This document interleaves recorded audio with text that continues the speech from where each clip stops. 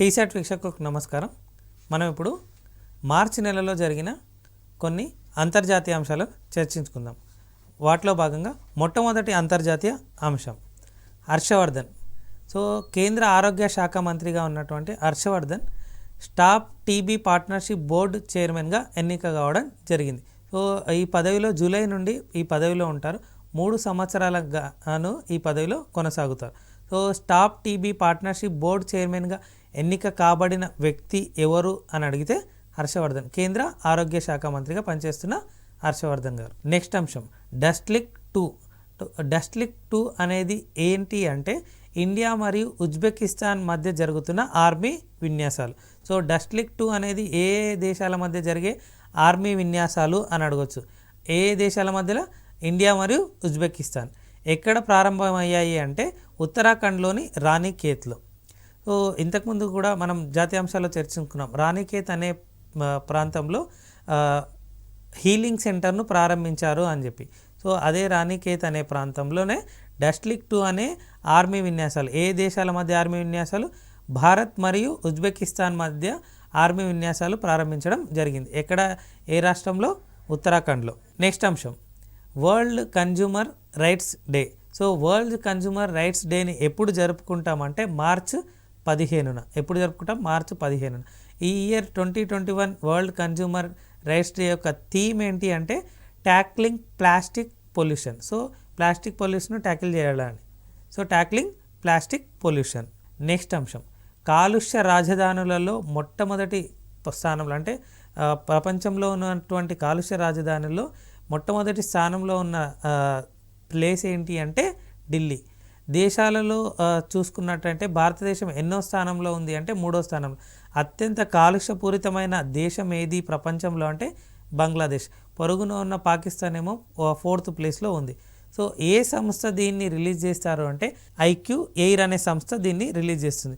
So కాలుష్య రాజధానుల్లో మొట్టమొదటి స్థానంలో ఉన్న రాజధాని ఏది అంటే న్యూఢిల్లీ. కాలుష్య దేశాలలో భారతదేశం యొక్క స్థానం ఎంత అంటే 3వ స్థానం. మొట్టమొదటి స్థానంలో ఉన్న కాలుష్య దేశం ఏది అంటే బంగ్లాదేశ్. ఏ సంస్థ ఈ నివేదికను రిలీజ్ చేస్తుందంటే ఐక్యూ ఎయిర్ అనే సంస్థ ఈ కాలుష్యానికి సంబంధించిన నివేదికను విడుదల చేస్తుంది. నెక్స్ట్ అంశం సారా టేలర్. సో సారా టేలర్ ఇటీవల వార్తలు ఎందుకున్నారంటే పురుషుల క్రికెట్ టీం కోచ్గా నియమించబడ్డారు. ఎక్కడ పురుషుల క్రికెట్ టీం అంటే ససెక్స్ అనే దేశవాళీ జట్టుకు. ఎక్కడ ఉంది ఇది? ఇంగ్లాండ్లో ఉంది. ఇంగ్లాండ్లోని ససెక్స్ దేశవాళీ జట్టుకు ఈమె కోచ్గా ఉంటారు. సో ఏ దేశానికి చెందిన క్రికెటర్ అంటే ఇంగ్లాండ్ మాజీ క్రికెటర్. ఎవరు? సారా టేలర్. సంతోషకర జాబితా దేశాల జాబితా. సో సంతోషకర దేశాల జాబితాలో మొట్టమొదటి స్థానంలో ఉన్న దేశం ఏది అంటే ఫిన్లాండ్. భారతదేశం యొక్క స్థానం ఎంత అంటే 139. సో ఎన్ని దేశాల తీసుకొని చేశారు ఈ నివేదిక అంటే 149 దేశాలు. సో 149 దేశాల సంతోషకరమైన దేశాలలో భారతదేశం యొక్క స్థానం ఎంత? 139. మొట్టమొదటి స్థానం ఏది? ఫిన్లాండ్. నెక్స్ట్ అంశం international day of happiness. So ఇంతకుముందే చెప్పుకున్నాం కదా సంతోషకరమైన జాబితాలో ఎన్నో ప్లేస్లో ఉన్నామని 139. సో అలాగే ఇంటర్నేషనల్ డే ఆఫ్ హ్యాపీనెస్ ఎప్పుడు జరుపుకుంటామంటే మార్చి 20న ఈ ఇంటర్నేషనల్ డే ఆఫ్ హ్యాపీనెస్ను జరుపుకుంటాం. సో 2021 యొక్క థీమ్ ఏంటి అంటే keep calm stay wise be kind. So ఏంటి ఇంటర్నేషనల్ డే ఆఫ్ హ్యాపీనెస్ 2021 యొక్క థీమ్ ఏంటి అంటే keep calm stay wise be kind. లవ్ ఒటెన్స్ కన్నుముత. సో లవ్ ఒటెన్స్ అంటే ఇలాంటి బిట్స్ కొంచెం ఇంపార్టెంట్. అంటే ఆడియో టేపులు అంటే ఇంతకుముందు ఇవన్నీ రాకముందు, ఐప్యాడ్లు ఇవన్నీ రాకముందు ఆడియో టేపులు ఉండేవి కదా, టేప్ రికార్డు. సో ఆ టేప్ రికార్డులో ఆడియో టేపుని కనుగొన్న వ్యక్తి ఎవరు అంటే లవ్ ఒటెన్స్. ఎవరు? లవ్ ఒటెన్స్. ఏ దేశానికి చెందిన వ్యక్తి? నెదర్లాండ్స్ దేశానికి చెందిన వ్యక్తి.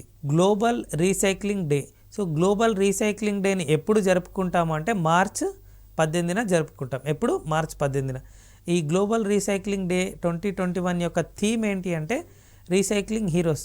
ఇంతకుముందు చాలా డేస్ వచ్చాయి కదా, అంటే హ్యాపీనెస్ డే అని చెప్పి, ఉమెన్ ఇంటర్నేషనల్ డే అని చెప్పి ఇలా చాలా డేస్ వచ్చాయి. World wild life day, hearing day.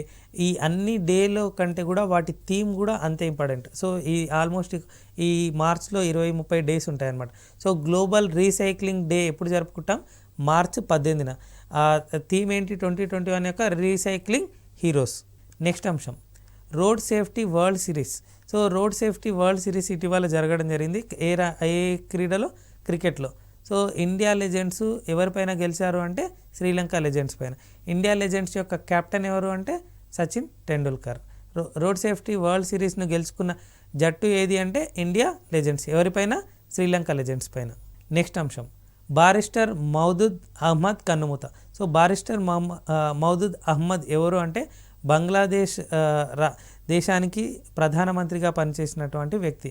So Bangladesh మాజీ ప్రధానమంత్రి ఇటీవల కన్నుమూశారు. పేరు ఏంటి అంటే మౌదూద్ అహ్మద్ లేదా మౌదూద్ అహ్మద్ ఏ దేశానికి ప్రధానమంత్రిగా పనిచేశారు అంటే బంగ్లాదేశ్. ఎప్పుడు? 1980 నుండి 89 మధ్య కాలంలో. నెక్స్ట్ అంశం అస్మతుల్లా షాహిదీ. సో అస్మతుల్లా షాహిదీ ఆఫ్ఘనిస్తాన్ దేశం నుండి టెస్టుల్లో 200 రన్స్ చేసినందుకు గాను రికార్డు క్రియేట్ చేయడం జరిగింది. సో అస్మతుల్లా షాహిదీ ఏ దేశానికి చెందిన క్రికెట్ ఆటగాడు అంటే ఆఫ్ఘనిస్తాన్. ఏ దేశం పైన డబల్ సెంచరీ చేశాడు అంటే జింబాబ్వే పైన. నెక్స్ట్ అంశం international day for action of rivers. So international day of action of rivers ఏ రోజున జరుపుకుంటామంటే మార్చి 14న. ఎప్పుడు? మార్చి 14. International day for the action of rivers ఎప్పుడు జరుపుకుంటామంటే మార్చి 14న. ఈ థీమ్ ఏంటి అంటే ఇయర్ థీమ్ ఏంటి అంటే రైట్స్ ఆఫ్ రివర్స్. నెక్స్ట్ అంశం జాన్ మగుఫలి. సో జాన్ మగుఫలి ఇటీవల కన్నుమూయడం జరిగింది. ఏ దేశానికి చెందిన ప్రెసిడెంట్ అంటే టాంజానియా దేశానికి చెందిన ప్రెసిడెంట్. ఏ దేశానికి? టాంజానియా. అతన్ని బుల్డోజర్ అని కూడా పిలిచేవాళ్ళు. సో ఇప్పుడు టాంజానియా ప్రెసిడెంట్గా నియమించబడ్డది ఎవరు అంటే సామియా సలుహు. సో ఆ దేశానికి మొట్టమొదటిసారిగా మహిళా ప్రెసిడెంట్ నియమించబడ్డారు. సో సామియా సలుహు ఏ దేశానికి ప్రెసిడెంట్గా నియమించబడ్డారంటే టాంజానియా. జాన్ మగుఫలి ఏ దేశానికి ప్రెసిడెంట్గా చేశారంటే Tanzania. Mark Rutte. So Mark Rutte 4వసారి ప్రధానమంత్రిగా ఎన్నిక కాబడ్డారు. ఏ దేశానికి అంటే నెదర్లాండ్స్. ఏ దేశానికి? నెదర్లాండ్స్. మార్క్ రుటే ఏ దేశానికి చెందిన ప్రధానమంత్రి అంటే నెదర్లాండ్ దేశానికి చెందిన ప్రధానమంత్రి. ఎన్నోసారి గెలుపొందడం అంటే ఇది 4వసారి. నెక్స్ట్ అంశం వరల్డ్ ఫారెస్ట్ డే ఎప్పుడు జరుపుకుంటామంటే మార్చి 21న. ఎప్పుడు? మార్చి 21న. సో వరల్డ్ ఫారెస్ట్ డే 2021 యొక్క థీమ్ ఏంటి అంటే forest restoration A path to recovery and wellbeing. So ఏంటి వరల్డ్ ఫారెస్ట్ డే 2021 యొక్క థీమ్ అంటే forest restoration A path to recovery and wellbeing. World water డేని ఎప్పుడు జరుపుకుంటాం? మార్చి 22న. దాని యొక్క థీమ్ ఏంటి అంటే వాల్యూ వాటర్. నెక్స్ట్ అదేవిధంగా వరల్డ్ ఓరల్ హెల్త్ డేని ఎప్పుడు జరుపుకుంటాం? మార్చి 20న. సో వరల్డ్ మెటీరియలాజికల్ డే ఎప్పుడు జరుపుకుంటామంటే మార్చి 23న. దాని యొక్క థీమ్ ఏంటి? వరల్డ్ మెటీరియలాజికల్ డే 2021 యొక్క థీమ్ ఏంటి అంటే the ocean our culture and weather. So world meteorological day ఎప్పుడు జరుపుకుంటామంటే మార్చి 23న. నెక్స్ట్ అంశం సో ఇంకో day. So international day for the elimination on racial discrimination. So racial discrimination పైన ఒక డే ఉంది. దాన్ని ఎప్పుడు జరుపుకుంటామంటే మార్చి 21న. ఎప్పుడు? మార్చి 21న. దీని యొక్క థీమ్ ఏంటి ఇయర్ అంటే youth standing up against racism. ఏంటి అంటే youth standing up against racism. దీని యొక్క theme international day for elimination on racial discrimination 2021 యొక్క థీమ్ ఏంటి అంటే youth standing up against racism అనేది ఈ సంవత్సరం యొక్క థీమ్. నెక్స్ట్ అంశం చెప్పాను కదా ఎక్కువ డేస్ ఉన్నాయని. వరల్డ్ డౌన్ సిండ్రోమ్ డే ఎప్పుడు జరుపుకుంటామంటే మార్చి 21న జరుపుకుంటాం. థీమ్ ఏంటి అంటే we decide. Next world poetry డేని ఎప్పుడు జరుపుకుంటాం? మార్చి 21న. వరల్డ్ స్పారో డే పిచ్చుకల దినోత్సవం ఎప్పుడు జరుపుకుంటామంటే మార్చి 20న జరుపుకుంటాం. నెక్స్ట్ అంశం వరల్డ్ టీబీ డేని ఎప్పుడు జరుపుకుంటామంటే మార్చి 24న. దాని యొక్క థీమ్ ఏంటి ఇయర్ 2021 యొక్క థీమ్ వరల్డ్ టీబీ డేది అంటే ద క్లాక్ ఈజ్ టిక్లింగ్. ఏంటి? The clock is tickling. ఎప్పుడు జరుపుకుంటాం వరల్డ్ టీబీ డేని? మార్చి 24. టీబీ కంట్రోల్ చేయడానికి బోర్డు ఉంది. ఆ బోర్డుకి ఎవరు చైర్మన్గా నియమించబడ్డారని చెప్పుకున్నాం? కేంద్ర ఆరోగ్య శాఖ మంత్రి అయిన హర్షవర్ధన్. నెక్స్ట్ అంశం షేక్ ముజిబుర్ రెహమాన్. సో షేక్ ముజిబుర్ రెహమాన్ ఎందుకు వార్తల్లో ఉన్నారంటే గాంధీ పీస్ ప్రైజ్ 2020కి గాను ఇతన్ని ఎంపిక చేయడం జరిగింది. సో ఇతను బంగ్లాదేశ్ యొక్క జాతిపిత బంగబంధు అని కూడా అంటారు. 2019లో ఈ అవార్డు ఎవరికి ఇచ్చారంటే కబూస్ బిన్ సయీద్ అల్ సయీద్కు ఈ పురస్కారం ఇవ్వడం జరుగుతుంది. సో 2020లో ఎవరికి ఇచ్చారు అంటే షేక్ ముజిబుర్ రెహమాన్. ఏ దేశానికి చెందిన వ్యక్తి? బంగ్లాదేశ్ దేశానికి చెందిన వ్యక్తి. 2019లో ఎవరికి ఇచ్చారు అంటే కబూస్ బిన్ సయీద్ అల్ సయీద్. ఏ దేశానికి చెందిన వ్యక్తి? ఒమన్ దేశానికి చెందిన వ్యక్తి. నెక్స్ట్ అంశం, చైనాదే మొదటి స్థానం. సో భారత దిగుమతుల్లో ఎక్కువ స్థానం పొందింది ఎవరు అంటే చైనా. సో చైనా నుండి టెలికాం మరియు కంప్యూటర్ పరికరాలు ఎక్కువగా చైనా దేశం నుండే తీసుకుంటున్నాం. తర్వాతి స్థానంలో ఎవరున్నారంటే అమెరికా మరియు యునైటెడ్ అరబ్ ఎమిరేట్స్ ఉన్నారు. నెక్స్ట్ అంశం, ISSF షూటింగ్ ప్రపంచ కప్లో పసిడి పథకం పొందింది ఎవరు అంటే యశస్విని సింగ్ జైస్వాల్. ఏ విభాగంలో అంటే 10 మీటర్ల ఎయిర్ పిస్టల్ విభాగంలో పసిడి పథకాన్ని కైవసం చేసుకోవడం జరిగింది. నెక్స్ట్ అంశం, అత్యంత బలమైన సైనిక శక్తి కలిగిన జాబితాలో మొదటి స్థానంలో ఉన్న దేశం ఏది అంటే చైనా. భారతదేశం స్థానం ఎంత అంటే 4వ స్థానం. 2వ స్థానంలో ఏది? USA. సో అత్యంత బలమైన సైనిక శక్తి ఉన్న దేశం ఏది అంటే చైనా. భారతదేశ స్థానం ఎంత? 4వ స్థానం. నెక్స్ట్ అంశం, మహమ్మదౌ ఇసఫౌ. సో మహమ్మదౌ ఇసఫౌ అనే అతనికి 2020 ఇబ్రాహిం ప్రైజ్ రావడం జరిగింది. సో 2020 ఇబ్రాహిం ప్రైజ్ అంటే ఏంటి అంటే ఆఫ్రికాలో ఉన్న top prize for leadership. So ఈ ప్రైజ్ ఎవరైతే నాయకత్వంలో అత్యంతమైన సేవలు అందించారో వాళ్ళకి అవార్డు ఇవ్వడం జరుగుతుంది. సో ఎవరికి ఇచ్చిండ్రా అంటే నైగర్ ప్రెసిడెంట్, మాజీ ప్రెసిడెంట్ అయినటువంటి మహమ్మదౌ ఇసఫౌకు ఈ అవార్డు రావడం జరిగింది. సో 2020 ఇబ్రాహిం ప్రైజ్ ఎవరికి వరించిందంటే మహమ్మదౌ ఇసఫౌ. దీన్ని Africa top prize for leadership అని కూడా అంటారు. నెక్స్ట్ అంశం, 2001 FO32. సో 2001 FO32 అనేది ఏంటి అంటే ఒక ఆస్ట్రాయిడ్, భూమికి దగ్గరగా వెళ్ళిన ఒక ఆస్ట్రాయిడ్ పేరు. నెక్స్ట్ అంశం, CGETI. సో మొట్టమొదటిసారిగా ఇది ఏర్పాటు కాబడింది. సో ఫస్ట్ మీటింగ్ ఇటీవల జరిగింది, దానికి భారత్ అధ్యక్షత వహించింది కాబట్టి చాలా important bit. So CGETI full form ఏంటి అంటే అవకాశం ఉంది. CGETI ఫుల్ ఫామ్ ఏంటి అని అడిగే అవకాశాలు ఎక్కువ ఉన్నాయి. So contact group on economic and trade issues. So CGETI first మీటింగ్కు అధ్యక్షత వహించింది ఎవరు అంటే భారతదేశం. సో బ్రిక్స్లో భాగంగా ఇది ఏర్పాటు కాబట్టి. సో బ్రిక్స్లో 2021 యొక్క థీమ్ ఏంటి అంటే BRICS at the rate of 15 intra BRICS cooperation for continuity, consolidation and consensus. So BRICS గురించి ఇంకొన్ని విషయాలు చూద్దాం. సో బ్రిక్స్ ఎప్పుడు ఏర్పడిందంటే 2009లో. సో బ్రిక్గా ఉండేది. సో 2010లో దక్షిణాఫ్రికా చేరికతో ఇది బ్రిక్ కాస్త బ్రిక్గా మారింది. బ్రిక్స్ సమావేశాలు సదస్సులు ఎప్పుడు భారతదేశంలో జరిగాయంటే 2012లో ఒకసారి, 2016లో ఒకసారి. 2012లో ఢిల్లీలో జరిగింది, 2016లో గోవాలో జరిగింది. సో ఈ ఇయర్ యొక్క థీమ్ ఇందాక చెప్పుకున్నాం కదా, BRICS at the rate of 15 intra BRICS cooperation for continuity, consolidation and consensus. So బ్రిక్స్లో ఏ దేశాలు ఉంటాయి? బ్రెజిల్, రష్యా, ఇండియా, చైనా మరియు సౌత్ ఆఫ్రికా. భవానీదేవి. నెక్స్ట్ అంశం, భవానీదేవి. సో ఒలింపిక్స్ క్వాలిఫై అయిన మొట్టమొదటి ఫెన్సర్ ఈమె. సో భవానీదేవి ఏ క్రీడకు చెందిన వ్యక్తి అని అడగవచ్చు. ఏ క్రీడకు చెందిందంటే ఫెన్సింగ్ క్రీడకు చెందిన వ్యక్తి. నెక్స్ట్ అంశం, సుష్మితా లెంకా. సో సుష్మితా లెంకాకు ఎందుకు అవార్డు వచ్చిందంటే ఎన్విరాన్మెంట్ బాగా కృషి చేస్తున్నందుకు గాను ఈమెకి అవార్డు రావడం జరిగింది. So United nations 2020 environmental enforcement award ఎవరిని వరించింది అంటే సుష్మితా లెంకా. సో ఏ రాష్ట్రానికి చెందిన వ్యక్తి అంటే ఒడిశా రాష్ట్రానికి చెందిన ఫారెస్ట్ ఆఫీసర్. మొట్టమొదటి భారతీయురాలు ఈ అవార్డు పొందడం ఎవరు అంటే సుష్మితా లెంకా. జూలూస్ తెగ.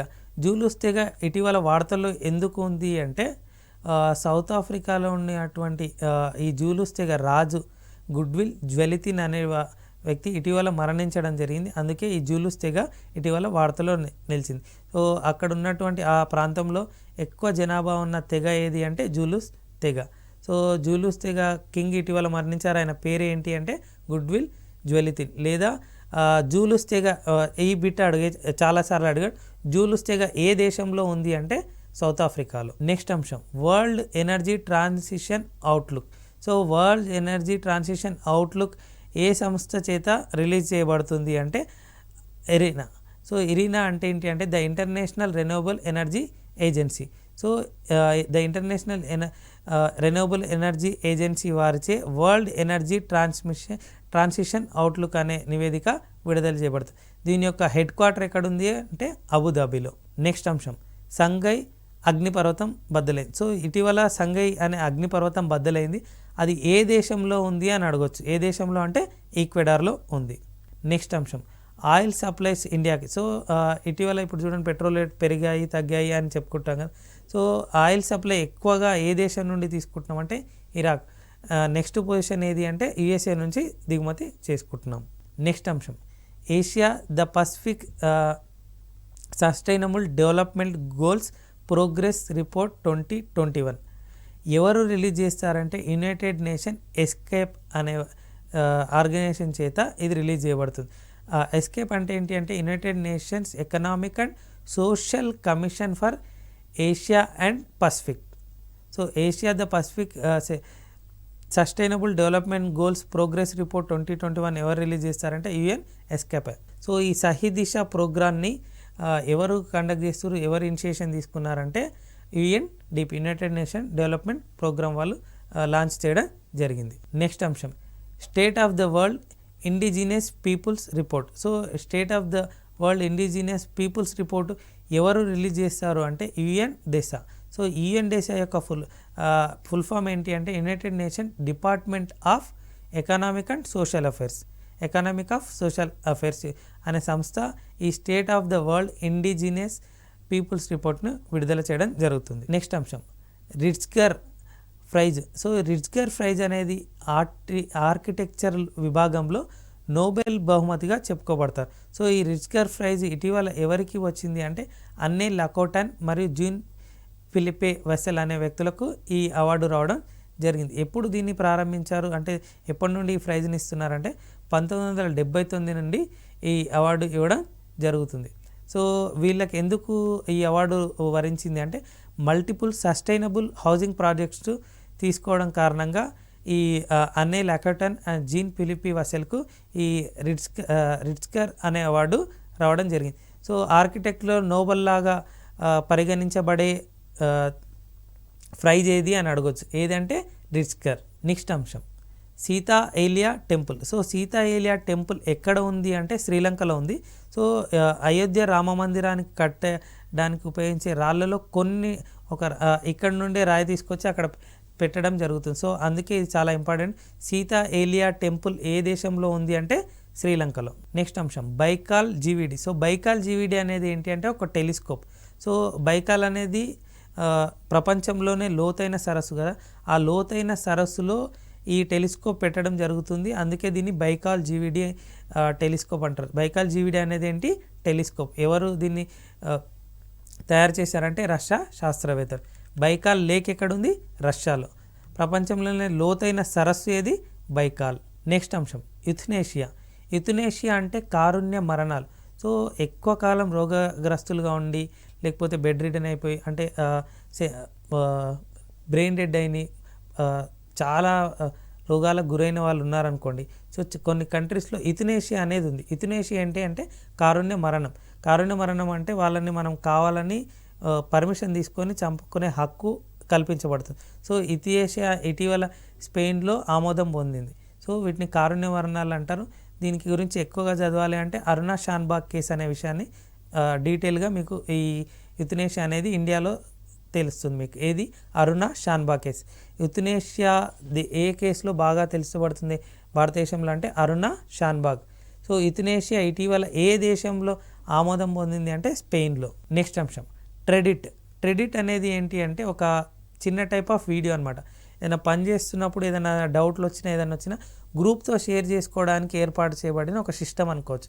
సో ఈ ట్రెడిట్ని ఏర్పాటు చేసింది అంటే ప్రవేశపెట్టింది ఎవరు అంటే గూగుల్ సంస్థ. Istanbul convention. So 2011 Istanbul convention. దీన్నే డొమెస్టిక్ వైలెన్స్ జెండర్ ఈక్వాలిటీ అని అంటారు. సో ఇస్తాంబుల్ జరిగినందుకు గాను ఈ కన్వెన్షన్కు ఇస్తాంబుల్ కన్వెన్షన్ అని అంటారు. సో ఎందుకు ఇటీవల వార్తల్లో ఉంది అంటే టర్కీ దేశము ఈ ఇస్తాంబుల్ కన్వెన్షన్ నుండి వైదొలగడం జరిగింది. అందుకే ఇటీవల అక్కడ కొన్ని అల్లర్లు జరగడం జరిగింది. సో ఇస్తాంబుల్ కన్వెన్షన్ అంటే ఏంటి అని అడగవచ్చు. So domestic violence and gender equality గురించి సంబంధించి. సో ఇటీవల చాలా వార్తల్లో ప్రపంచం అటుగా చూసింది ఏంటి అంటే సూయజ్ కాలువను బ్లాక్ చేసిన ఒక కంటైనర్, అంటే రాకపోకలను అడ్డగించిన ఒక కంటైనర్, భారీ కంటైనర్ అక్కడ చోటు చేసుకుంది. ఎక్కడ అంటే సూయజ్ కాలువలు. దాని యొక్క పేరు ఏంటి అంటే MV ఎవర్ గ్రీన్ లేదా ఎవర్ గివెన్. సో చాలా ఇంపార్టెంట్ బిట్ ఇది, ఎగ్జామ్లో అడిగే అవకాశం ఎక్కువగా ఉంది. సో సూయజ్ కాలువని బ్లాక్ చేసిన కంటైనర్ షిప్ యొక్క నేమ్ ఏంటి అంటే MV ఎవర్ గ్రీన్ లేదా ఎవర్ గివెన్. నెక్స్ట్ అంశం international intellectual property index. So international intellectual property index ఎవరి చేత రిలీజ్ చేయబడుతుంది అంటే వరల్డ్ ఇంటెలెక్చువల్ ప్రాపర్టీ ఆర్గనైజేషన్ చేత ఇది రిలీజ్ చేయబడుతుంది. సో ఈ ఇంటర్నేషనల్ ఇంటెలెక్చువల్ ప్రాపర్టీ ఇండెక్స్లో భారతదేశం యొక్క స్థానం ఎంత అంటే 40వ స్థానం. దీని యొక్క హెడ్ క్వార్టర్ ఎక్కడ ఉంది అంటే స్విట్జర్లాండ్లోని జెనీవాలో. షిప్ టన్నెల్, ప్రపంచంలోనే మొట్టమొదటి షిప్ టన్నెల్ ఎక్కడ నిర్మించబోతున్నారు అంటే నార్వేలో. నెక్స్ట్ అంశం surgeon general under US president Joe బిడెన్కు దగ్గర సర్జన్ జనరల్గా ఎవరు ఉండబోతున్నారంటే భారతదేశ మూలాలు ఉన్నటువంటి వివేక్ మూర్తి. నెక్స్ట్ అంశం ఎక్కువ T20లు గెలిపించిన క్రికెటర్గా ఎవరు రికార్డు సృష్టించారు అంటే ఆఫ్ఘనిస్తాన్ దేశానికి చెందిన అస్గర్ అఫ్ఘన్ ఈ రికార్డును క్రియేట్ చేయడం జరిగింది. నెక్స్ట్ అంశం టైమ్ మ్యాగజైన్పై వచ్చిన కవర్పై వచ్చిన ట్రాన్స్జెండర్ పేరేంటి అంటే ఇలియట్ ఫేజ్. లేకపోతే ఇలియట్ ఫేజ్ ఏ మ్యాగజైన్ పైన కవర్ పేజ్గా వచ్చారంటే టైమ్ మ్యాగజైన్ పైన. నెక్స్ట్ అంశం Earth Hour. So Earth Hour climate change గురించి తీసుకునే ఒక గొప్ప ఇనిషియేషన్ అనుకోవచ్చు. చాలా ఎగ్జామ్లో ఈ క్వశ్చన్ అడిగారు. సో ఎర్త్ అవర్ను నిర్వహిస్తున్న సంస్థ ఏది అంటే WWF. So world wide fund for nature అనే సంస్థ దీని ఎర్త్ అవర్ను నిర్వహిస్తుంది. సో దీని యొక్క మెయిన్ మోటో ఏంటంటే థీమ్ ఏంటంటే year climate change to save earth. So climate change to save earth అనమాట. సో ఎర్త్ అవర్ని ఎప్పుడు జరుపుకుంటామంటే మార్చిలోని ఆఖరి శనివారం రోజు దీన్ని జరుపుకుంటాం. సో ఈ ఇయర్ ఎప్పుడు జరుపుకున్నాం అంటే మార్చి 27న ఈ ఎర్త్ అవర్ను జరుపుకున్నాం. సో ఎర్త్ అవర్ను నిర్వహిస్తున్న సంస్థ లేదా ఆ ఇనిషియేషన్ తీసుకున్న సంస్థ ఏది అంటే the world wide fund for nature అనేది దీన్ని WWF అనే సంస్థ దీన్ని ఇనిషియేషన్గా తీసుకుంది. నెక్స్ట్ అంశం world theatre day. World theatre డేని ఎప్పుడు జరుపుకుంటామంటే మార్చి 27న జరుపుకుంటాము. నెక్స్ట్ అంశం girl gang. So girl gang అనేది ఏంటి అంటే ICC రిలీజ్ చేసిన ఒక సాంగ్, వరల్డ్ కప్ కోసం రిలీజ్ చేసిన సాంగ్. ఎప్పుడు నెక్స్ట్ వరల్డ్ కప్ ఉంది, మహిళల వరల్డ్ కప్ ఎప్పుడు ఉందంటే 2022 ఎక్కడ న్యూజిలాండ్లో. ఈ గర్ల్ గ్యాంగ్ అనే సాంగ్ను పాడిన సింగర్ ఎవరంటే గిన్విగ్ మోర్. ఎవరు? గిన్విగ్ మోర్. మెయిన్గా దీంట్లో ఏంటంటే గర్ల్ గ్యాంగ్ అనేది ఏంటి అంటే ICC యొక్క అఫీషియల్ సాంగ్. ఎప్పుడు జరపబడుతుంది ఇది టోర్నీ అంటే 2022లో. ఏ దేశంలో? న్యూజిలాండ్లో. నెక్స్ట్ అంశం గ్రేట్ ఖలీ. సో భారతదేశానికి చెందిన great Khali WWE hall of fame 2021కు ఎన్నుకో కాబడ్డారు. నెక్స్ట్ అంశం ససౌ నెగెసో. సో ససౌ నెగెసో అనే వ్యక్తి రిపబ్లిక్ ఆఫ్ కాంగోకు ప్రెసిడెంట్గా ఎన్నిక కాబడ్డారు. నెక్స్ట్ అంశం పుతిన్. 2036 వరకు కూడా పుతిన్ ఆ దేశానికి అధ్యక్షుడిగా ఉంటారన్నట్టు ఎగువ సభ. ఆ దేశ ఎగువ సభను ఏమంటారంటే స్టేట్ డ్యూమా. ఏమంటారు? State Duma. సో ఆ స్టేట్ డ్యూమా ఆమోదం తెలపడం జరిగింది. సో 2036 వరకు కూడా పుతిన్ రష్యాకు అధ్యక్షుడు. సో ఏ దేశానికంటే రష్యాకు అధ్యక్షుడిగా ఉంటారని ఆ దేశ ఎగువ సభ అయిన స్టేట్ డ్యూమా ఆమోదం తెలపడం జరిగింది. Nicolas Maduro. So Nicolas Maduro ఎందుకు ఇటీవల వార్తల్లో ఉన్నారంటే ఇతడు వెనిజులా దేశానికి చెందిన అధ్యక్షుడు. ఇతని FB అకౌంట్ పైన కొన్ని ఏమంటారు నిలిపివేతను జరపడం జరిగింది. ఎవరు? FB యాజమాన్యం వారు. సో నికోలస్ మదురో ఏ దేశానికి చెందిన అధ్యక్షుడు అంటే వెనిజులా దేశానికి చెందిన అధ్యక్షుడు. ఏ అకౌంట్ను నిలిపివేయడం జరిగింది? FB అకౌంట్ను నిలిపివేయడం జరిగింది. మార్చి నెలలో జరిగిన అంతర్జాతీయ అంశాలను చర్చించుకున్నాం. ఇంకో ఎపిసోడ్లో ఇంకొన్ని అంశాలను చర్చించుకుందాం. TSAT వీక్షకులకు నమస్కారం, ధన్యవాదాలు.